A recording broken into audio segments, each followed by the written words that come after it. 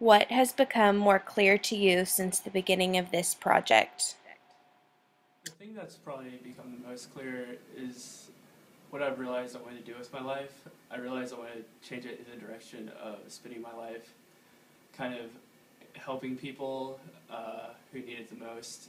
I realized this when I went to Phoebe's home early one day and I was waiting for Brooks and Mike to get there, and I was painting a hallway and I could hear a woman sitting in her room crying hysterically for what seemed like forever. And then after a while, her kid came from across the hall and asked her, what's wrong? Why are we here? And she just kept crying. And all I could think back to is, when I was little, being a victim of domestic violence, having someone there to help you or having anything at all, just it really changes your life and gives you so much hope. During this project, I think the thing that became most clear to me is that you really can do anything that you set your mind to.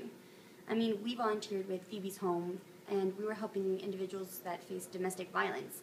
And that just made me think, someone must have gone through domestic violence and wanted to make a difference.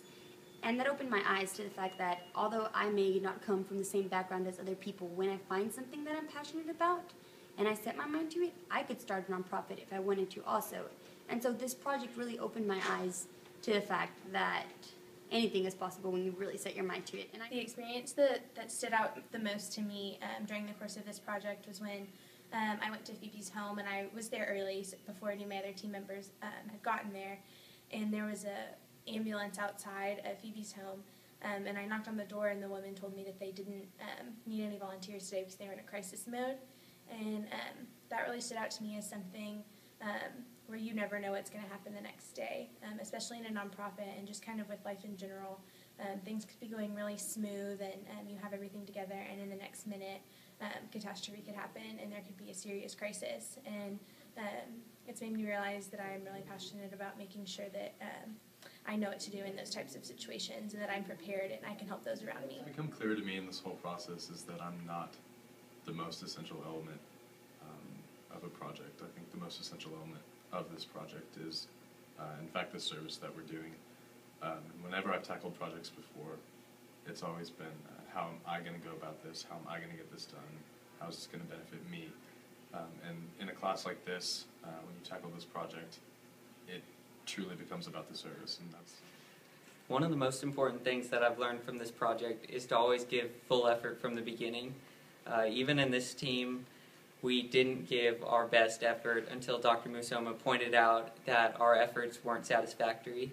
And since then, while I think we've done a fairly good job at making up that lost time and effort, that is definitely a resource that we won't be able to get back and more importantly, won't be able to give to others.